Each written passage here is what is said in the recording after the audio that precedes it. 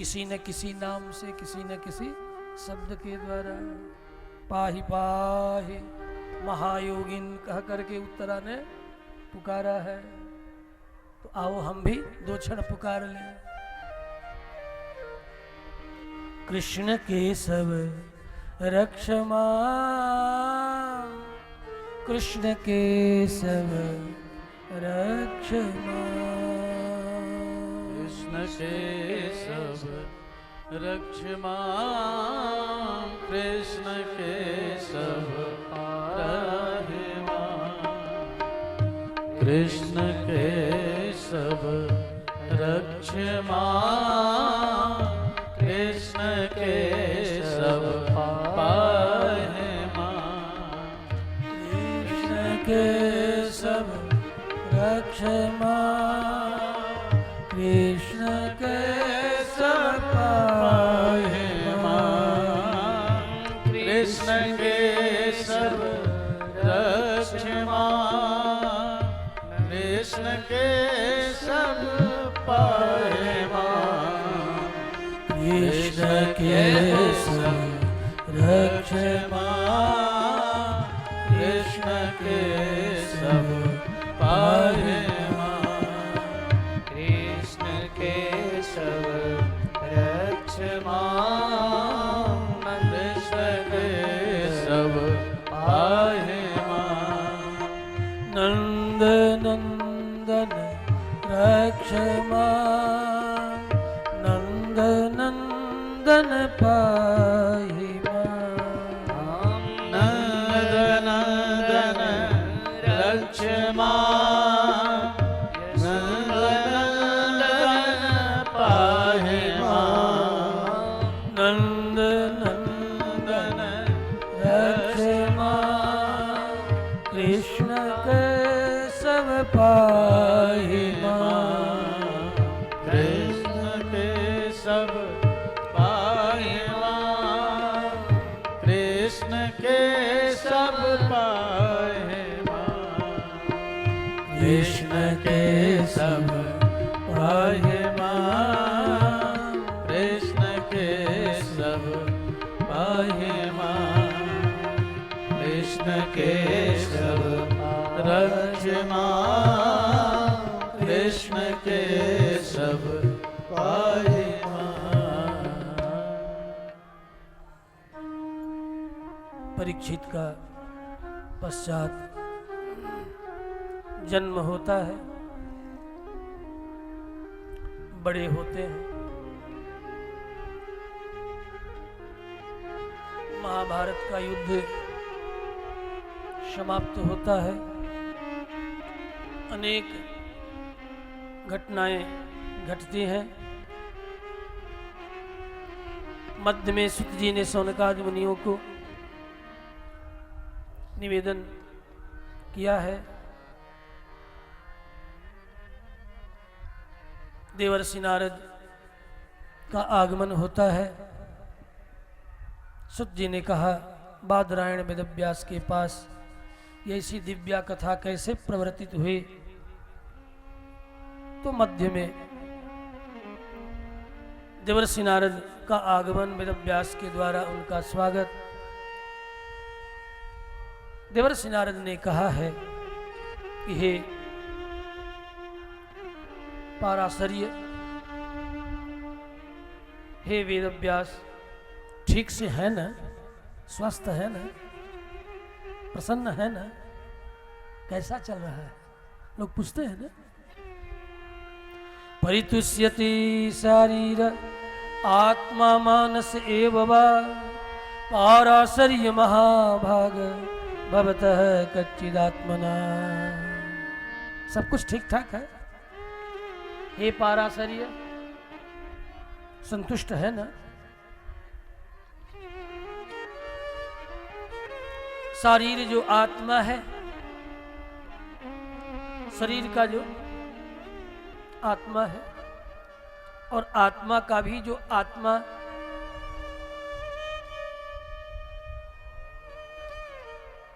उसे शारीर कहते हैं। शारीर आत्मा, शिक्षा बल्ली।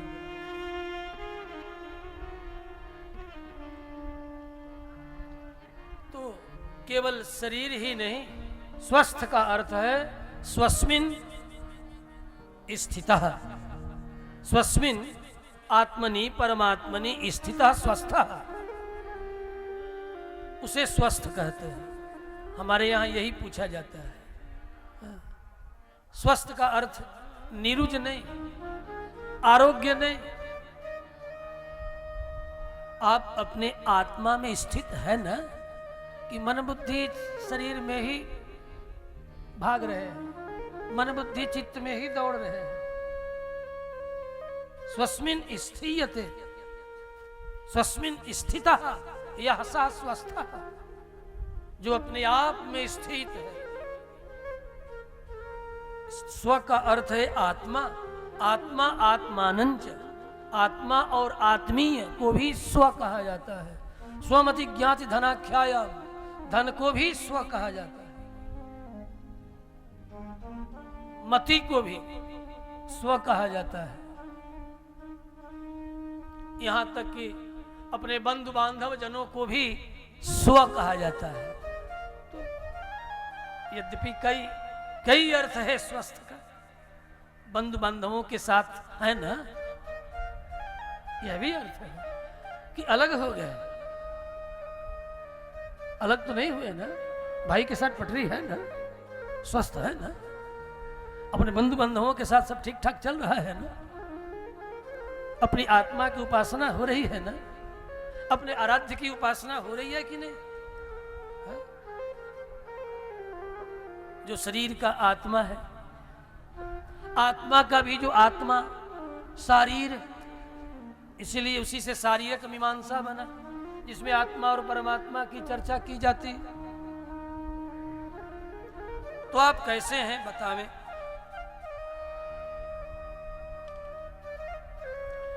वेदव्यास ने कहा सब कुछ ठीक ठाक है, लेकिन एक बात आपको कहूं, और सब तो ठीक है, नात्मा परितुष्यते में आत्मा से प्रसन्न नहीं। हाँ। क्यों? पता नहीं चलता क्यों। अब आप ही कोई ऐसा मेरे भीतर अपनी दिव्य दृष्टि से आप देख करके बताओ कि आखिर मैं आत्मा से प्रसन्न क्यों नहीं हूं। आप ही मुझे बतावें, समझा दे। न्यून मलम विचक्षुआ, मेरे भीतर का जो मल है, जो कपट है, जो स्वार्थ है, जो न्यूनता है, आप देख करके बताओ बाबा। मुझे तो कुछ समझ में नहीं आ रहा है कि मेरी अप्रसन्नता का कारण क्या है, लेकिन मैं परितुष्ट हो नहीं, संतुष्ट हो नहीं, असंतुष्ट हूं। जैसा आपने कहा ठीक ही कहा, मैं स्वस्थ हूं नहीं। तथापि नात्मा परितुष्यते में, और सब कुछ होते हुए भी, ठीक ठाक होते हुए भी मैं आत्मा से संतुष्ट नहीं हूं। इसलिए मैं आप ही से पूछता हूं कि मुझसे कहीं कोई भूल हो गई हो तो आप कृपा करके बतावें। त्वाम पर्यटन नरक इव त्रिलोकीम अंतश्चरः वायुरिवात्म साक्षी। आप निरंतर सर्वत्र भ्रमण करते रहते हैं, सूर्य के समान आपका तेज विद्यमान है। त्रिलोकी में सर्वत्र गमनागमन की आपकी क्षमता है। इतना ही नहीं, परावरे ब्रह्मणि धर्मतो व्रतैहि स्नातस् में न्यून बलम विचक्षुः। परावर परमात्मा श्री कृष्ण के चरणों में आपकी अनुरक्ति है। हर प्रकार से ज्ञान विज्ञान में आप स्नात हैं, तो कृपा करके आप आ ही गए हैं तो आप बतावें। कहीं कोई मुझ में दोष हो तो आप सुनावें, जिससे कि मैं अपने आप को ठीक कर लूं। बहुत विस्तार से नहीं कहूंगा। देवर्षि नारद ने निवेदन किया है कि देखें, आपने बहुत कुछ कहा सुना अब तक। भवता नोदित प्रायम जसो भगवतो मलम। भगवान के विविध प्रकार के जस का आपने अब तक वर्णन किया।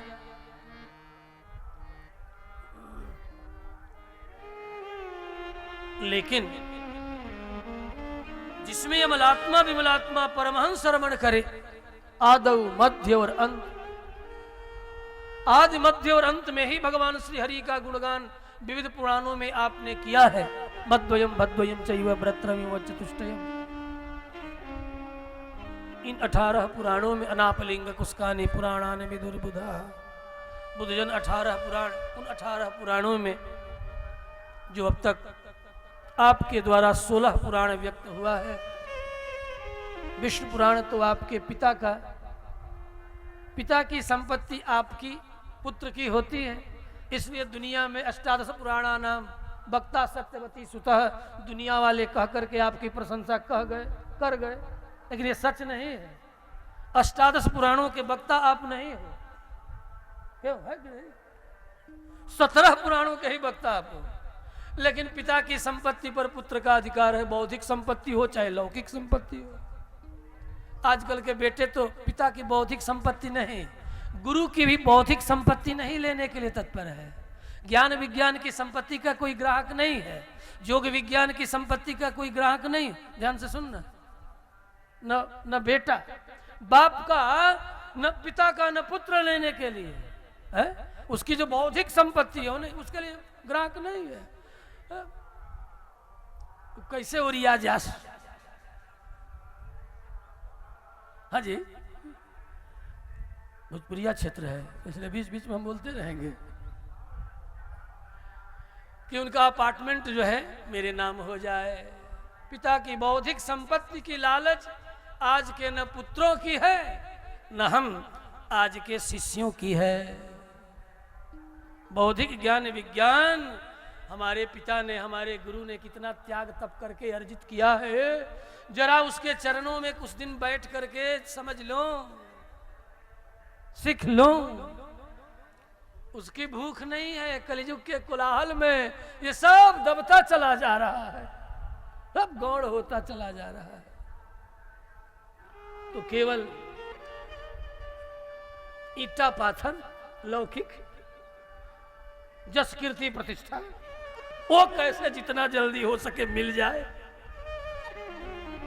उस धन संपत्ति, 2-4 अपार्टमेंट जहां तहां अपनी ऊर्जा लगा करके अर्जित किए हों, तो फटाफट जीते जी मेरे नाम कर दे, मरने की भी प्रतीक्षा नहीं है। ऐसा कलह पुत्र कर रहे हैं कि पिता अपने जीवन में ही कहीं टाइटल शूट करने की नौबत न आ जाए, तो जीवन में ही पिता सोचता है कि चलो 5 बेटे हैं, 4 बेटे हैं, तो जीवन काल में ही अलग अलग अभी ही सब बांट दूं, नहीं तो क्या पता मेरे जाने के बाद ये आपस में लड़े। दुनिया वाले यही कहेंगे कि पिता ही उलझा करके चले गए। पिता के मृत्यु की प्रतीक्षा करने के लिए तैयार आज का बेटा नहीं है, दुर्लभ है। ऐसा नहीं है, बीज समाप्त नहीं होता, जो अनादि बीज है। सत्पुरुषों का बीज समाप्त नहीं होता। कितने भी कुपुरुषों से जगत भर जाए कलयुग के कोलाहल में, फिर भी सत्पुरुष आज भी हैं, आगे भी रहेंगे। ऐसा नहीं है कि नहीं रहेंगे, लेकिन कलयुग के कोलाहल और कालुष्य ने अधिकांश में यही, अब तो अनेक तरह की बातें जगत में सुनने को प्राप्त हो रही है। हृदय दहल जा रहा है कि विदेशों में रहने वाले बच्चे बेटा को खूब पढ़ाया है, देश विदेश भेज करके, लेकिन अब किसी काम के नहीं। संस्कार दो, संस्कार अपने बच्चों को, संपत्ति मत दो। हिंदुओं ख्याल रखो, सनातन धर्मावलंबियों, यदि बच्चों को संस्कार नहीं दोगे तो तेरी बुढ़ापा बिगड़ जाएगी। पक्की बात सुन लो, धर्म मंच से कह रहा। धन मत दो, संस्कार दो। उसे सिखाओ, अपने पूर्वजों का ज्ञान विज्ञान उसमें भरो। लवारिसों के विद्यालय कॉन्वेंट में मत पढ़ाओ, गुरुकुलों में पढ़ाओ।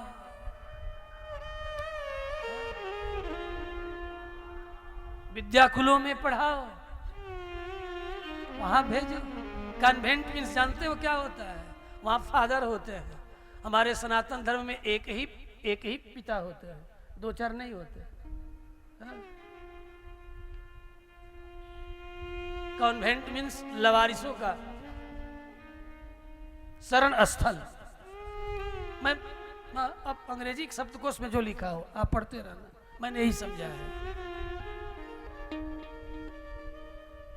क्योंकि मुझे ये कोई जरूरी नहीं है कि हर शब्दों का मैं अंग्रेजी वालों ने क्या अनुवाद किया यही कहूं, ये मेरी व्यवस्था नहीं है। जैसे संस्कृति को कल्चर, अंग्रेजी में संस्कृति का अनुवाद कहीं कल्चर हो सकता है? छी छी। धर्म का अनुवाद कहीं रिलीजन हो सकता है? कदापि नहीं हो सकता। इसलिए धर्म का पर्याय धर्म ही है, धर्म का पर्याय मजहब नहीं है। धर्म का पर्याय केवल और केवल धर्म है। धारणात् धर्म मित्याहु, जो सबको धारण करे।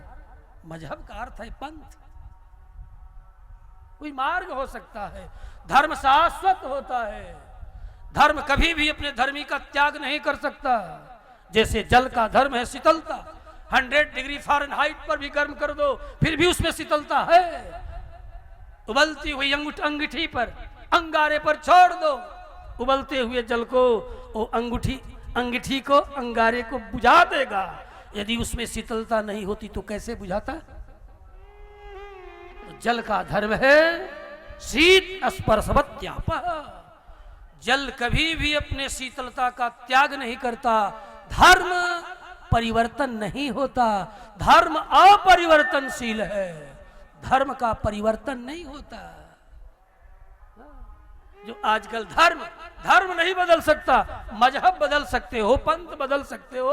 जैसे सनातन धर्म में जन्म लेकर के, सनातन हिंदू धर्म में जन्म लेकर के भगवान विष्णु के उपासक वैष्णव हो सकते हो, शिव की उपासना के लिए शैव हो सकते हो, गणपति की उपासना के लिए गाणपत्य कहला सकते हो, सूर्य की उपासना करने के लिए सूर्य की शौर्य कहला सकते हुए पंथ है। धर्म नहीं बदल सकता, धर्म परिवर्तन हो ही नहीं सकता। धर्म प्राकृतिक है, धर्म अविनाभाव से निवास करता है। जैसे जल की शीतलता, जैसे वायु का स्पर्श, जैसे शब्द का, जैसे आकाश का शब्द।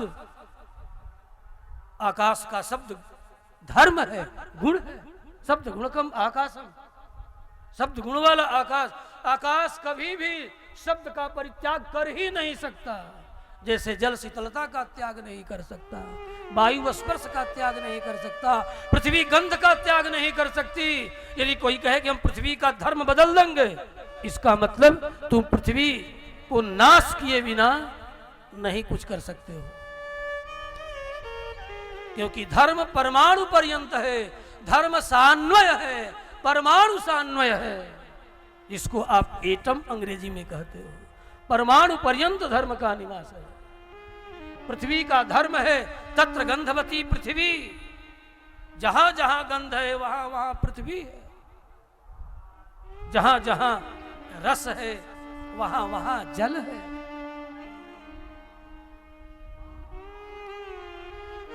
जहां जहां स्पर्श है वहां वहां वायु है, और जहां रूप है वहीं तेज है। तेज कभी रूप का त्याग नहीं कर सकता, और रूप बिना तेज का संभव ही नहीं। इसलिए बंधुओं, आज भारतवर्ष के संपूर्ण मनीषा का ये परिवर्तन शब्द पर सतर्क होने की जरूरत है। धर्म परिवर्तन नहीं, मजहब परिवर्तन कर सकते हो, पंथ बदल सकते हो। सनातन कोई पंथ नहीं है, ये अनादि से अनंत काल तक जो प्रकृति का अविनाभाव जो गुण है, यही है सनातन धर्म। सदा तनयति विस्तारयति, जिसका कभी संकोच और कभी विस्तार होता रहता है। कली के कोलाहल में आज सनातन धर्म का संकोच हो रहा है। इसलिए संकोच न हो, एक साथ जुड़े रहो, डटे रहो, बटो मत, जब जब बटोगे तब तब कटे हो, इसलिए बटना छोड़ो, सटना सीखो, एक दूसरे के साथ सटना सीखो, एक दूसरे के साथ मिलना सीखो। ये यज्ञ हमें यही सिखाता है, ये भागवत की कथा इस यज्ञ के मध्य हमें यही सिखा रही है, क्योंकि यज्ञ के 3 अर्थों में एक अर्थ है संगतिकरण, शटना। यज्ञ का 3 अर्थ है। जज देव पूजायाम संगतिकरण दाने से, दान करना यज्ञ है। दिव्य की आराधना, यज्ञ के द्वारा संपूर्ण प्रकृति की आराधना होती है। प्रकृति के सारे तत्वों को अपने अपने प्रकृति में लाने का यत्न होता है। जो आज पूरे विश्व पर संकट आया हुआ है, इतनी बड़ी महामारी पूरे विश्व के लिए, यज्ञ घर घर में यदि यज्ञ हो, हर घर में हम पहले यज्ञ किया करते थे, बड़ी बड़ी महामारियों से रक्षा प्राप्त करते थे। हर घर में पंच महायज्ञ होता था, उसमें दैवो होमो बलिर्भवतो, एक होम यज्ञ था जिसका प्रत्येक घर का ज्येष्ठ व्यक्ति नित्य देवताओं के लिए सप्तव्याहृतियों के द्वारा कम से कम गोघृत से आहुति अवाहिताग्नि में कर दिया करता था। अवाहिताग्नि में, अवाहिता चूल्हे की ही अग्नि में कर दो, वो भी चलेगा। हाँ। अवाहिताग्नि है, आहिताग्नि भी है, वह गार्हपत्याग्नि है। गार्हपत्याग्नि में गृहस्थ की जो अग्नि है उसमें, अरे नहीं है कुंड तो भी चलेगा, चूल्हे के पास ओम भूस्वाम भूस्वाम स्वस्वाम महस्वा इदम नामा माँ, कितना देर लगा, हो गया। और क्षिप्र होम करो, अवाहयामी पूजयामी का भी चक्कर नहीं है। अग्नि जलाओ, गोभिल सूत्र के अनुसार क्षिप्र होम, अन्य सूत्रों में क्षिप्र होम का विधान नहीं, लेकिन गोभिल सूत्र, एकमात्र गोभिल सूत्र ही क्षिप्र होम का विधान कर रहा है, जिसमें कि पंचभू संस्कार की भी जरूरत नहीं है। केवल कुशई समृज्य गोमयन उपलिप्य, खाली गोबर से धरती को शुद्ध कर दो, बस। अवाहयामी स्थापयामी अग्नये नमः करके और सप्तव्याहृतियों से आहुति आरंभ कर दो। इसकी आज्ञा न आपस्तंभ दे रहा है, न कात्यायन दे रहा है, एकमात्र गोभिल सूत्र दे रहा है, जो गोभिल सूत्र सामवेदियों का गोभिल सूत्र है। और सबसे अधिक आज पूरे भारतवर्ष में होम की जो प्रक्रिया प्रसिद्ध है, जल्दीबाजी में सभी क्षिप्र होम कर रहे हैं, जल्दी में। एक बार मैं विचार करने लगी, आखिर भाई इतने बड़े बड़े विद्वान हमारे राष्ट्र में घर घर गांव गांव में थे, ये फटाफट कैसे हवन लोग करते, शास्त्रीय है कि अशास्त्रीय है? तब अध्ययन करते करते जब गोभिल सूत्र देखा तो उसमें क्षिप्र होम का विधान जब मिला, तब मुझे लगा हाँ, हमारे पूर्वज जो शीघ्रता में होम करते हैं उसकी अनुमति केवल और केवल गोभिल सूत्र दे रहा है। श्री कृष्णचंद्र भगवान की जय, श्री रामभद्र भगवान की जय। देवर्षि नारद ने कहा, हे बादरायण वेदव्यास, सब कुछ तो आपने लिखा, लेकिन जिसमें अमलात्मा विमलात्मा परमहंस रमण करे, ऐसा कोई सदग्रंथ आपकी लेखनी से प्रकट नहीं हो सका। अब तक नहीं हुआ तो भला अब कैसे होगा? निराश हो गए बादरायण वेदव्यास। देवर्षि नारद ने अपने पूर्व जन्म की कथा कह करके सुनाया। मैं पूर्व जन्मों में दासी पुत्र था। एक दिन की बात, मेरे गांव में कुछ संत महात्मा चातुर्मास्य नामक व्रत करने के लिए आए। मेरी माँ उन महात्माओं के चरणों में प्रणाम किया और मुझे भी उनके कुटी के निकट बिठा दिया। गांव में घरों में काम करती, बदले में कुछ मिलता, उसी से मेरा जीवन यापन होता। एक दिन माँ मेरी देर तक नहीं आ सकी, शायद उसे कुछ मिला नहीं, मैं भूखा था। महात्माओं ने पूछा, भगवत आराधना की, तत्पश्चात बेटा कुछ खाया या नहीं। तब तक मेरी माँ लौट करके नहीं आई थी। वह दासी थी, घरों में काम किया करती, बदले में कुछ मिलता तो मुझे खिलाती, भरण पोषण करती। आज मैंने धीरे से उन महात्माओं के सामने सिर हिला दिया। मानो महात्माओं का, संतों का कलेजा मुख को आ गया। शीघ्र ही भगवत आराधित प्रसाद, वह भी संतों का उच्छिष्ट मुझे प्राप्त हुआ। उस प्रसाद को पाते ही मेरा चित्त निर्मल हो गया। संतों का प्रसाद मात्र से मेरा चित्त निर्मल हुआ। हर हर हर हर अकारण ही आंखों से अश्रु की धारा चल पड़ी, जो अकारण ही रोने सिखा दे। जिनके सानिध्य में अकारण ही अश्रुपात होने लगे, समझ लेना सत्संग घटित हो रहा है। बिना किसी शब्द के जिनका सानिध्य तुझे डुबोने दे, तुझे डूबने दे, तुझे डुबो दे, वही हुआ। चातुर्मास पूर्ण हुआ, संत जाने लगे। मैंने प्रार्थना किया, 4 माह सेवा, आप सबका सानिध्य मिला, हमें भी साथ ले चलें। चलते चलते कुलाचार्य कुलपति ने मुझे एक मंत्र दे दिया 32 अक्षरों का। कहा, बेटा तू अपनी माँ का एकमात्र बुढ़ापे का सहारा, हम लोगों के साथ चले जाओगे तो तेरी माँ का क्या होगा। मंत्र मिल गया, मैं उसका जप आरंभ कर दिया। जब जब स्मरण करता तब तब आहूत एवं में शीघ्रम, जैसे कोई अपने विधेय पुत्र को बुलावे, वैसे ही परमात्मा जब जब आंखें बंद होती, मेरे चित्त में उनकी नील नील ज्योति देखते ही देखते दिव्य मंगल विग्रह धारण करके मेरी आंखों के सामने प्रकट हो जाते। इस तरह सभी कल्प समाज में मैं डूबता उतराता। संतों के संग का परिणाम ये रंग चढ़ गया। इसलिए हम सबको भी संतों के रंग में रंग जाना चाहिए।